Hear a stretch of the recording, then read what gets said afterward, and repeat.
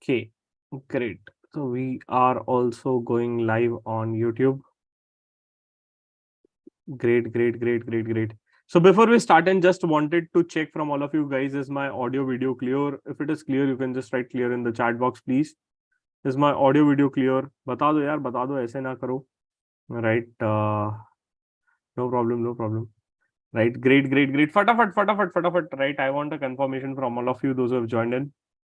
Right and जो YouTube पे connected है आप भी बता दीजिए यूट्यूब लाइव चैट पे right is my audio video clear is my audio video clear great great great great great so right I really happy to see a lot of people have joined in right and a lot of people will watch this session after the session is over but ठीक है good to see this out all clear thanks Anya for giving a confirmation from YouTube okay great great great So I, being a founder of CA Monk, I started my journey with risk management, right? Where I started teaching risk management to students out, and I developed my passion there into this industry and domain, right? And definitely over a period of time, I saw a lot of opportunities which are there where you guys can build your career into, and definitely I want you guys to understand what all career opportunities this risk management is a subject is going to be offering you out. So to talk about this in detail, to talk about this, about what all options are available to you guys, right? We have Puneet here, who is going to be talking about what all career options you can have as a risk manager, what all opportunities this risk management domain is going to be giving you, right? And of course, we are going to be really happy to learn from him. What is something which we, being a risk manager, can do, right? So really thankful to Puneet, first of all, for joining in. And we just connected few days back from LinkedIn, and Puneet just told me out that he's doing a great work for the people those who are interested in risk management. So he's a part of GRMI, right, which is a global risk management authority. So really happy to welcome Puneet for this session out. Thanks, Puneet, first of all, for joining in, and really happy to have you here for all of our students and guiding them about what risk management is, what are the growth opportunities that risk management domain will offer, and what all career options these guys can pursue if they are interested into this domain.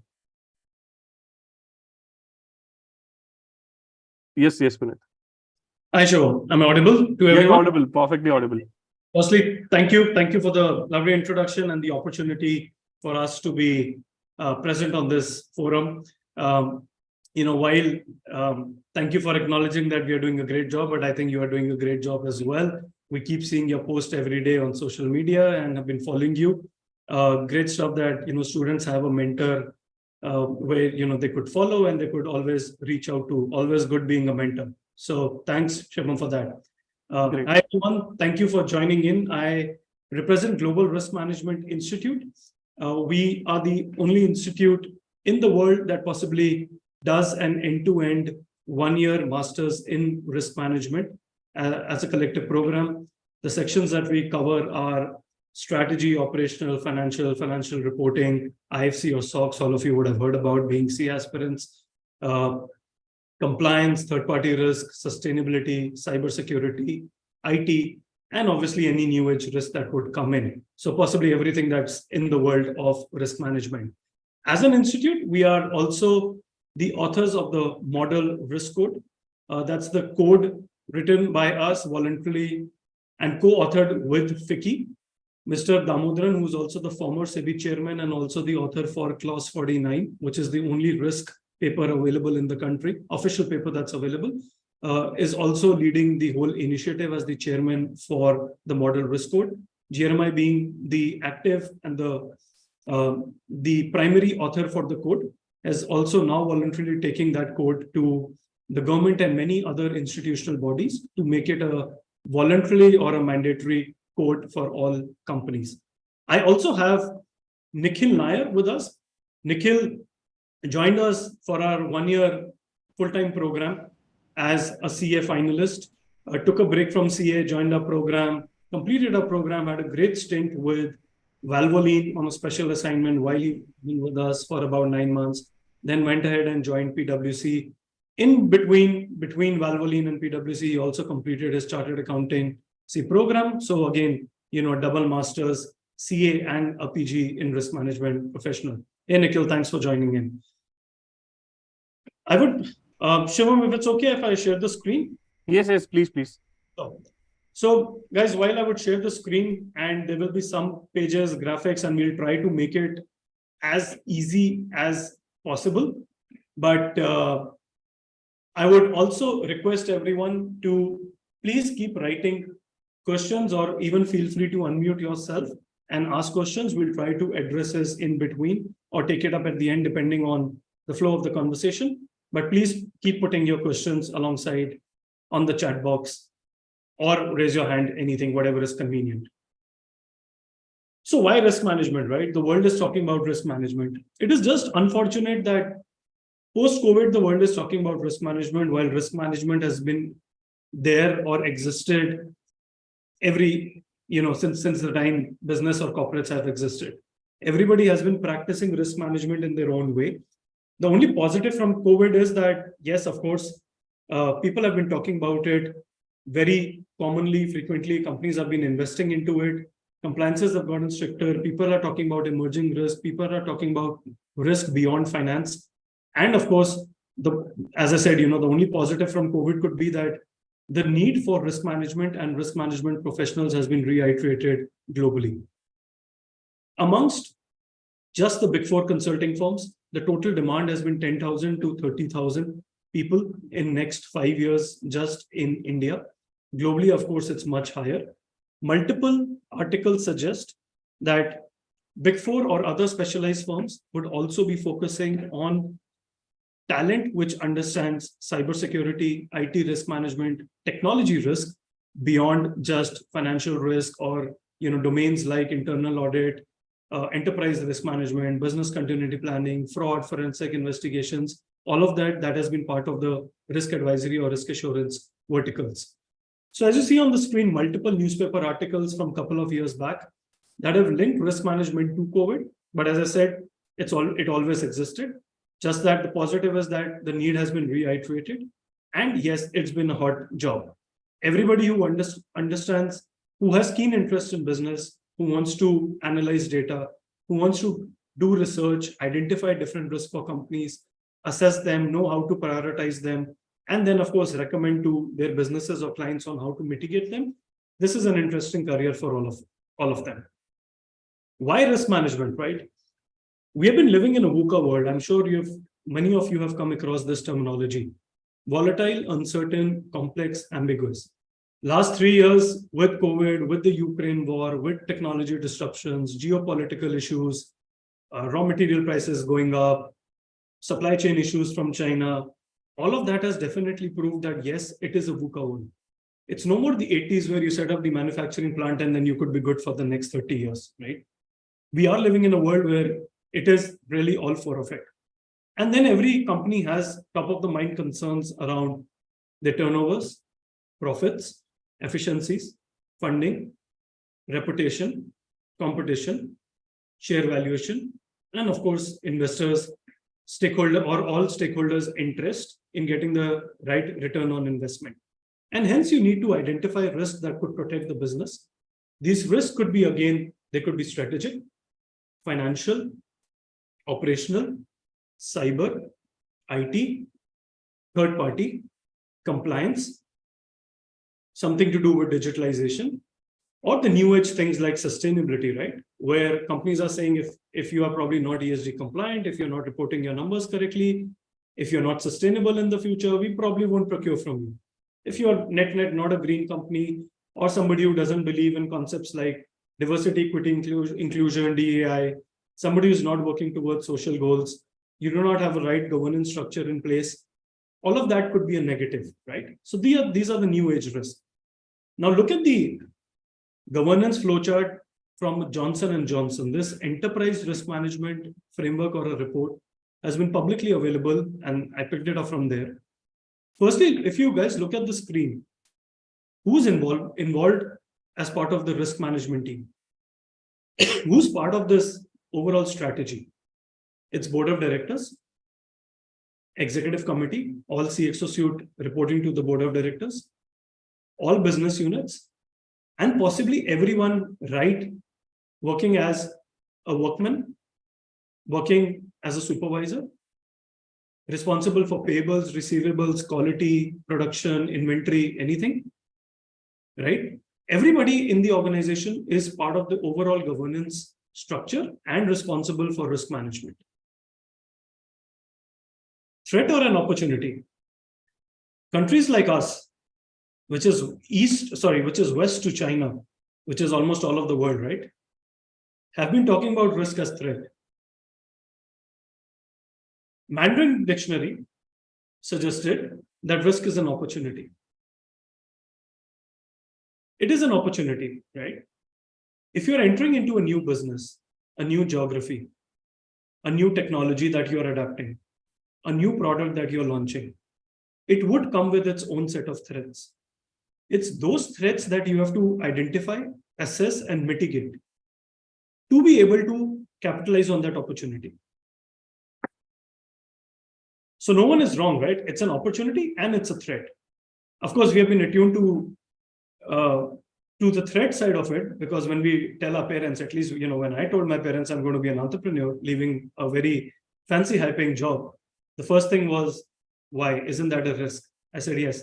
The good part is, what I'm doing is being part of an institute which teaches risk management. Yes, it is a risk, but I'm sure I've evaluated it, right? 8 years down the line, quite proud of it, that yes, I capitalize on it as an opportunity and not a threat. Why do these exist, right? Why do these threats exist? These threats could be change in customer preferences, new technology, change in government regulations, new laws, new regulations, or as we are seeing with the Ukraine war today, it could be geopolitical issues as well. Many of you would be able to identify the events on the left and the risk on the right, which is an event could be adverse movement in foreign exchange rates, change in key credit policy of a key supplier, or it could be your biggest customer who changed their credit policy, where you would need more working capital. Inability to negotiate procurement terms with your top suppliers, improper selection of channel partners, distributors, dealers, anything. All of that will lead to uncertainty or reduction in profit margins, cash flow disruptions, procurements being made at higher rates, uncertainty of loss of sales. You need to link risk with certain events. And again, when companies build their risk registers, they have all of it. So where do risk professionals sit in an organization? I'm sure all of you have been, part of maybe playing sports, or recently watched the FIFA World Cup, or at least understand the ground, that it's the football ground, right? And you have 11 people on the field. If you look at this ground, think of this ground as an organization. You have fans, which are stakeholders on the side.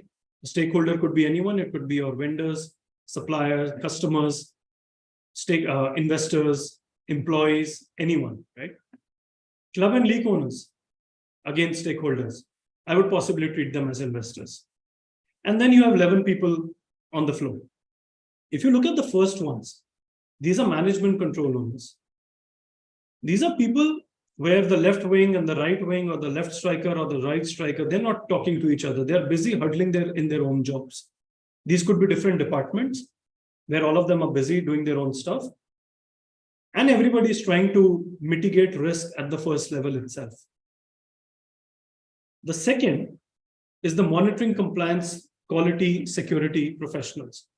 These could be the second level of management control owners, where you have certain controls. So these could be, stuff like maybe bank reconciliation being done at the second step as a finance function, where anything that went wrong in the first step could have been caught there.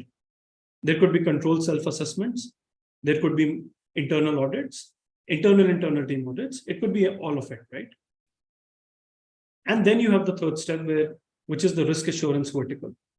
If you look at the third vertical, or the third section on the field, the goalkeeper, and many times, and if you see the latest football World Cup as well, the goalkeeper is the captain, right?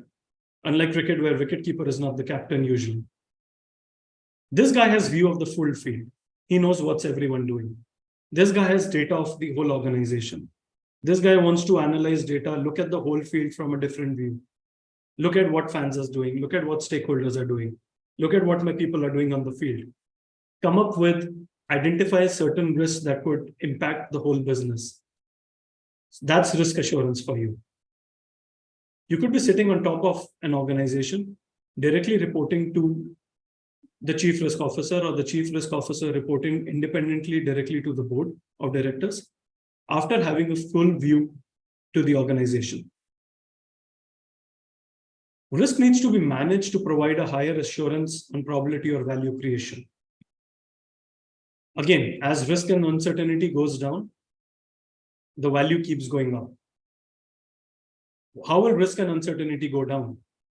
It will go down by implementing the right set of people, process, or technology controls in an organization. Once you have assessed multiple risks, you would put controls in place. Simple example, you would wear a seat belt. As simple as it can get. Again, would risk management still exist? Absolutely. Because there will be a residual risk that would always remain. No matter what you do, you will still have to drive safe, right? Just because you're wearing a seat belt doesn't mean you would speed at 150, or you would probably cross the traffic lights. So there's a possibility or a residual risk that would always remain of maybe you meeting with an accident or a company going down because of a certain threat. But what you can do is you can put in multiple people, process, technology controls in place to ensure that you keep mitigating risk and bring it down to a certain level to be able to ensure that the impact is the least, or you may not be impacted with it completely. Often common risk that all of you would have read in newspapers, heard friends talking about different businesses. Common risk where companies identify and what companies talk about could be regulatory, operational, competition, foreign exchange, supplier dependency, change in customer preferences, credit. Often ignored risk, technology. AIMS being hit with a cyber or a ransomware attack 6 months back. Sorry, cybersecurity, right?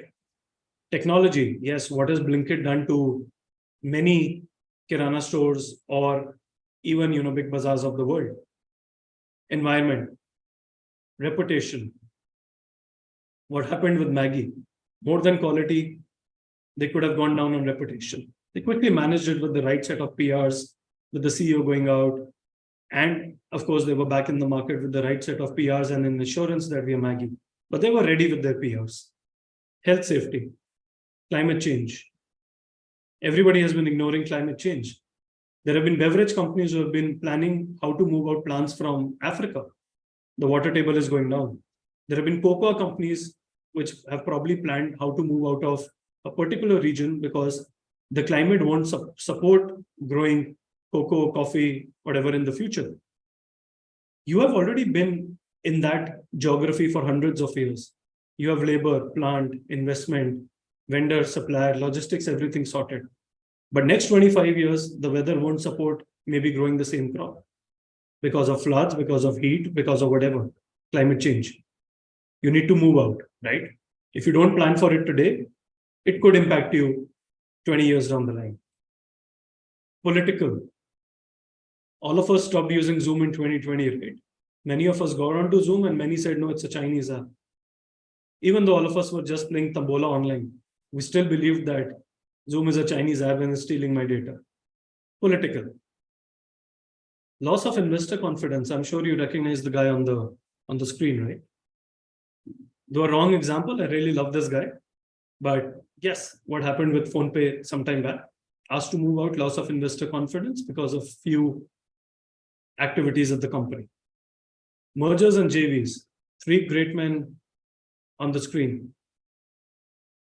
You still see the 2 men on the left. Has anybody seen a big bazaar recently? Wiped out. Could not think about risk related to mergers, JVs, contracts. It's neither Reliance nor Amazon, and Big Bazaar has lost out on the whole deal. Changing landscape. A few old examples. I'm sure some of you may not relate to it from 95 and 2000s, but still exists, right? Customer concentration risk with Infosys in 95. Political instability. If today H1 visas go down, it directly impacts our companies like Infosys, Genpacts of the world, or Wipros of the world. Nissan's car production being impacted with a cyber attack. We already had AIMS being impacted with a cyber or a ransomware attack. Technology. Airline companies ignoring technology, cybersecurity. We have recently also had United, 3 months back, where they could not fly a plane for 4 hours because of IT failures. All of us, when we talk about airlines, we talk only about fuel prices going up. That's the 80% cost. But what if you are not able to fly your planes for 4, 8 hours, 12 hours a day? All of that could impact reputation, finances, everything, right? Often ignored risks are also emerging risks. Why do you need risk professionals on a daily basis? You would come and say, of course, we already know competition is a risk, regulatory is a risk. Is it a monotonous job? The answer is no. Things change. Disruptions happen. Companies change their processes, change their technologies. There are emerging risks that force you to change or could lead down a company completely. Emerging risks are risks which are obviously upcoming in the future, which may or may not kill the company, but today you have to be prepared for it. You need to continuously analyze it, because if it's actually a risk, then it would take you down. All of these risks is something that you would have thought about, right? Or read recently. Cloud computing, cybersecurity disclosures, AI robotics skill gap, accountability, global economic slowdown, social engineering. All fancy terms, right? We don't know where the impact is. But how will all of these probably kill one of the companies 5 years down the line? Assurance coverage, volatile patterns. Tata Sky killed Dish, known risk, right? Digitization would happen. All Dish companies knew it. Probably Tata Sky didn't know that emerging risk could be a geo coming down with cheaper internet. It could be smartphone mobile penetration. It could be OTT platforms growing big in the West, completely killing Tata Sky, right? And today, Netflix calls out gaming as their biggest risk. If all of you have a Netflix app on your mobile phones, open it right down, do 3 scrolls, you would find gaming. Why gaming? Because there's a big change in customer trends, preferences, everything, where it is suggesting that the youth today spends more time on FIFA, PUBG, Fortnite, or any other games over a weekend with their friends rather than watching content. Netflix is saying, I would retain those customers, whether they play games, they watch content, or they do what? They do both. I'm going to acquire those customers. Rather than 10 years down the line, I would say I have no customers because the youth is busy into gaming.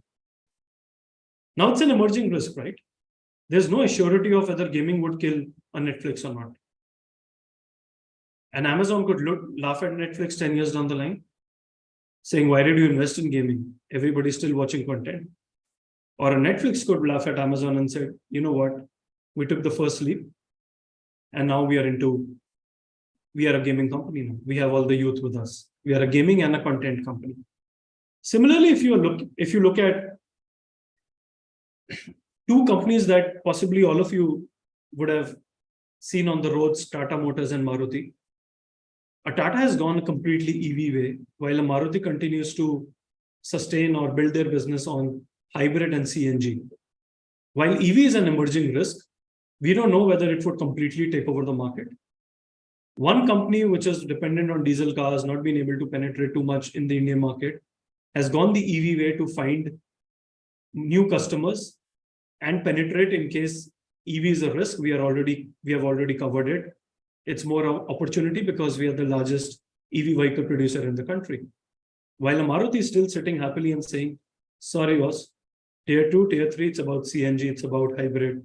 Who would provide the infrastructure for EV? And if it's 10 years down the line, if it's a risk, I would build a car by then. Right? Again, very layman examples. AI robotics skill gap, again, a very interesting example, right? While 2011 and 12, we all had said that driverless cars could be the top risk for most markets. Sitting in 23, I don't think so. It's a top risk in the Indian market. We haven't seen it in Europe. There are regulations that define that the human-machine interface and human-machine transmission is not clear. Till then, autonomous cars won't be there. It's probably an emerging risk, but it's still not there. And it could probably just be a concept even 10 years down the line. We just don't have the infrastructure. And of course, the laws would struggle to define if there is a truck coming at speed from behind and then there is a life that's just in front of the car. Whose life to save? Is it inside or the outside? Who would get blamed for it? It's a technology cost dilemma. Again, a Johnson & Johnson example. So all the top facets of risk management that we spoke about, on the left, strategy to cybersecurity, exactly the same that's done by companies. They've also bifurcated their risk into 6-7 stratas or verticals of risk management: strategy, operational, compliance, financial, environmental, social, cybersecurity. Top 20 risks. And then obviously every department is going to have their own risk. Every business unit is going to have their own risk register. But as a firm, yes, these are the top 20, 25 risks that they want to focus on.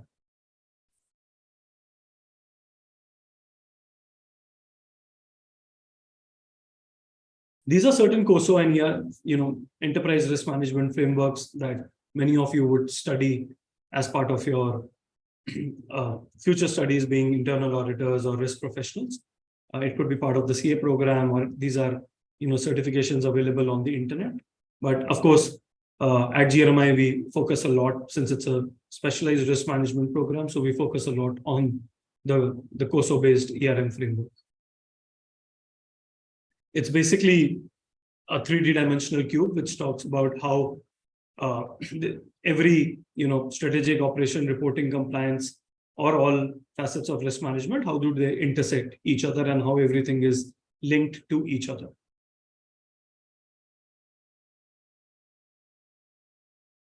Scaling parameters.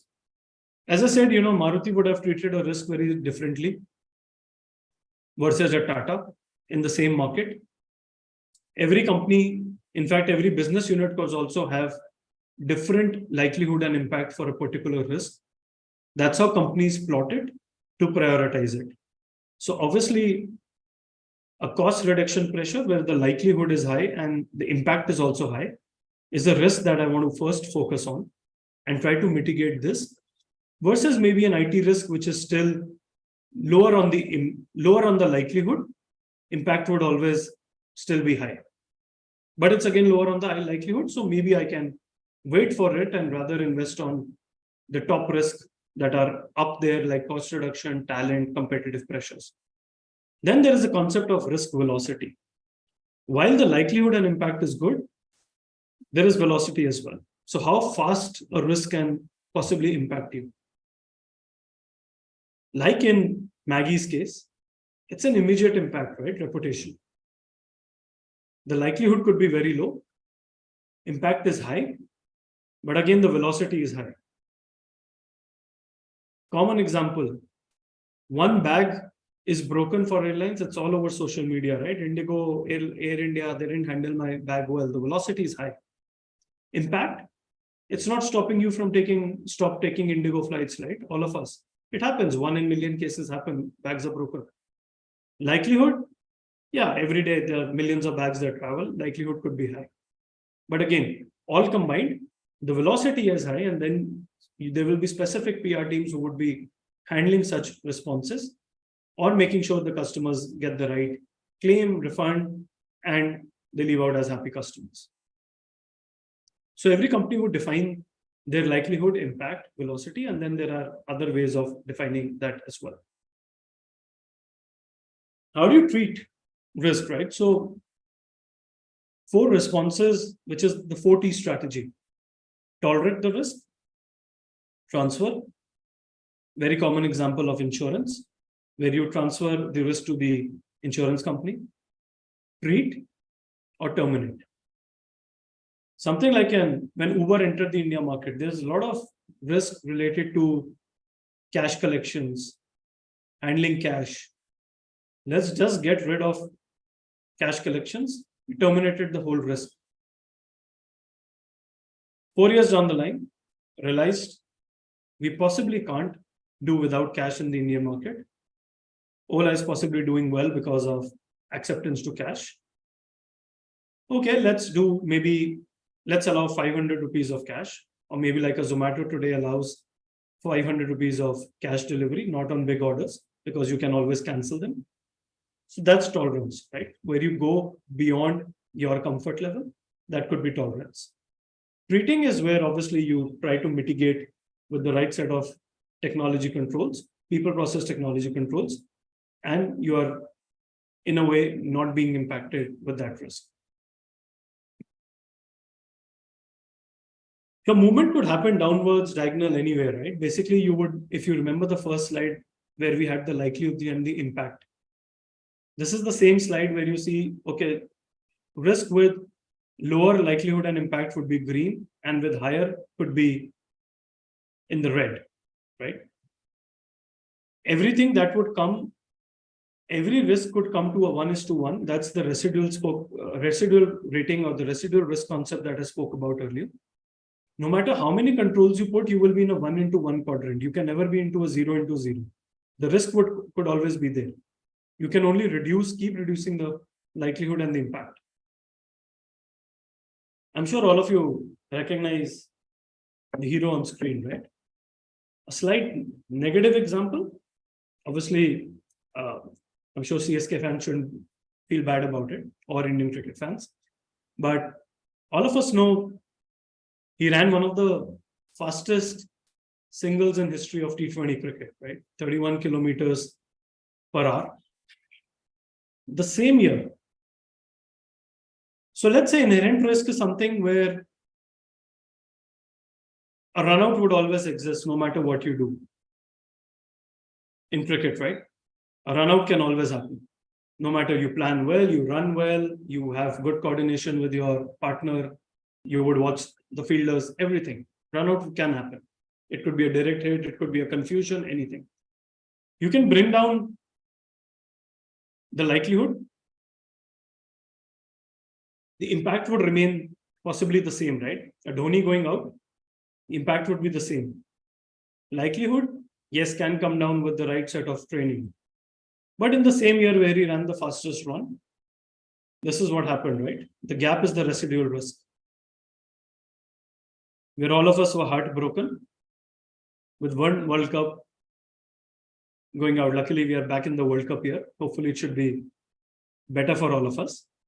But again, the likelihood could be less. The impact is the same.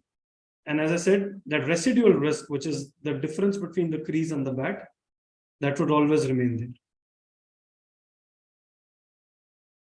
Few areas where risk professionals work, or these are subsets of risk advisory, risk assurance verticals of top consulting firms. This could be internal audit, governance, information technology, cybersecurity, forensic, fraud investigation, strategy consulting, crisis management, enterprise risk management, due diligence, business continuity planning, treasury risk, third-party risk, all of it. That's a snapshot of our one-year program. It's a 12-month program. It's a specialized master's in risk management. The first month of the program is where we spend time on bridge refresher program, covering subjects like accounting, economics, corporate ethics, social responsibility, all of it. The next 10 months is where we spend time on understanding of business value chain, how processes are interconnected to each other, how do businesses operate, how a risk in one process can disrupt the overall value chain. And then second semester, we start verticalizing it into exactly what we saw at the Johnson & Johnson report, which is strategic, financial, operational, financial reporting, IT, cyber, ESG, third-party compliance. We start verticalizing the whole curriculum into different facets of risk management.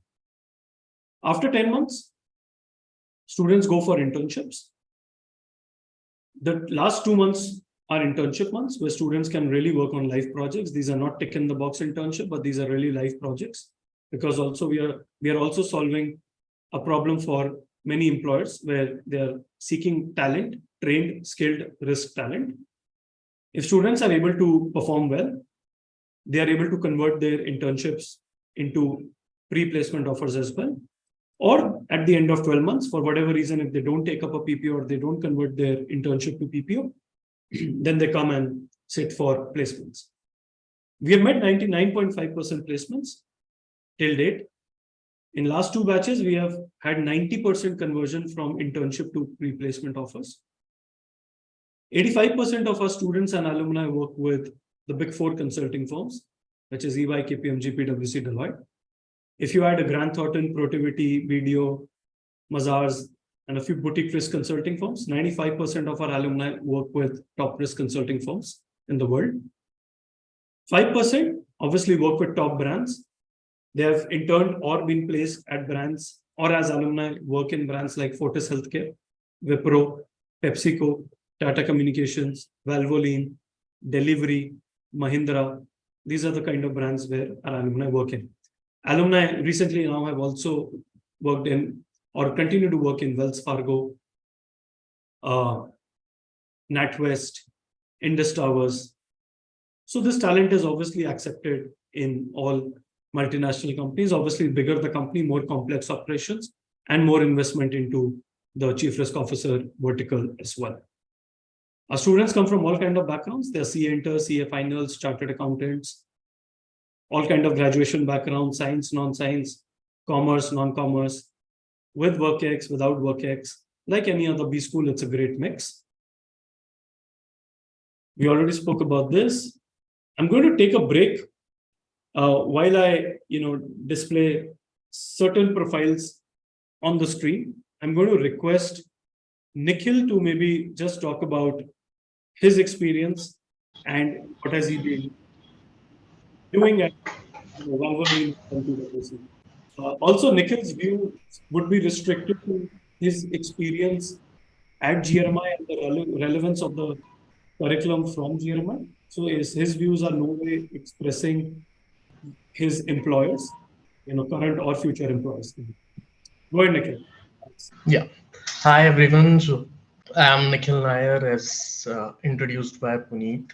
So I'm a chartered accountant, and I was the part of January 2021 batch from GRMI. So the 6th batch, and I was associated with Valvoline, and I did a special project for 9 months there. I was a part of Global SOX team there. Then I moved to PwC, and currently I'm the part of risk advisory team of PwC. So if I talk about the curriculum, so curriculum is a mix of academic as well as practical exposure. So we have teachers from various academic institutes, IM faculties and FMS faculties, and also from the industry uh, experts. For example, ex-CFO from PepsiCo India, Goldman Sachs, and other such companies. So as we understood, the batches are a blend of people from different streams, for example, commerce, science, arts. So there has been learning from students as well, because the thinking perspective of a science background student will be different from commerce student. Unlike if you do perform a CA course where everyone is from the same particular stream, so their thinking is also same. So here we get a chance to have a lot of discussions, multiple assignments, multiple live projects, which help us to build and understand the academic as well as the practical aspects of the risk management curriculum. So if you have any specific question regarding curriculum, how consulting works, you can feel free to ask me now, and even later we can connect on LinkedIn and you can easily contact me, and feel free to ask any questions. I'm happy to answer. Right. Thanks, Nikhil. Do we also have Shaina? I just noticed that we have Shaina as well. So Shaina, again, CA finalist, did her articleship from, worked at EY GDS, maybe not articleship, and then came for the PG in risk management program. Again, a similar-ish experience where coincidentally, she also went to Valvoline and now PwC, pure coincidence. Shaina, why don't you go ahead? Yeah, hi Puneet. Hi Shivam. Yeah, Hello. so my name is Shaina Agarwal. I was the batch 9 student at GRMI. So during my journey,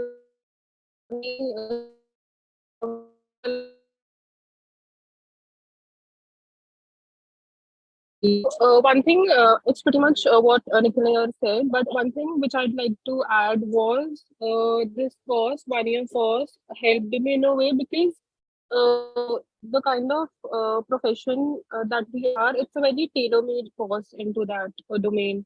So whatever processes that we work into, be it P2P or O2C processes, that really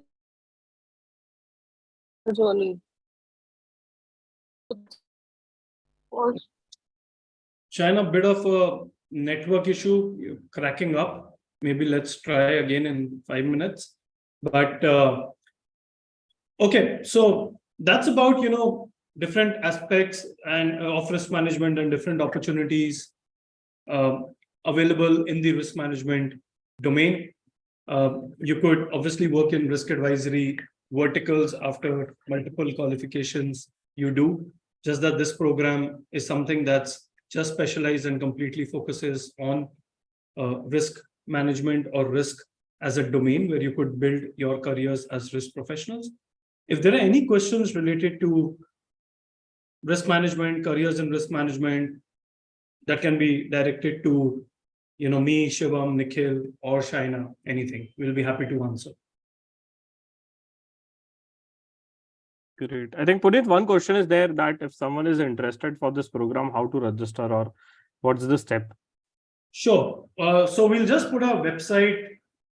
So you could go on grm.institute, which is Global Risk Management, grm.institute, or just type globalriskmanagementinstitute.com, the full domain. You would see a landing page of the whole program, and there is an inquiry form that's built in. You will be able to send your inquiry. Our counselors will be in touch with you. Our batch starts on 17th of July, and then the next batch would be in January. Admissions are open for both. Just a couple of seats left for July. We do about, we've been doing 30-member student batches for last 4 batches. That's 2 years, January and July. And now this year we have been overwhelmed with the kind of applications, references from students that have been coming through. With continuous increase in quality, tougher process in terms of admissions and applications, we have still managed to get to our aspirational 50-member batch. So we are almost at 45 plus. We should, as I said, we should be closing it at 50. And again, we feel that we are very comfortable in terms of internships, placements, curriculum delivery, faculties addressing 50-member batches, doing the whole program well. And that's the reason after 2 years, we have increased to 50. So yes, feel free to send your inquiry, and then there can be counselors who would talk to you about the program in much more details and every aspect of the program. It's a full-time classroom program. So anybody who's coming for the program has to be aware of the fact that whatever you're doing, you will have to possibly put on a break or do alongside, but you can't be a working professional and doing the program. It's a full-time, like any other MBA master's program, it's a full-time classroom program. We cover 1,000 hours over 10 months, followed by 2 months of full-time internship.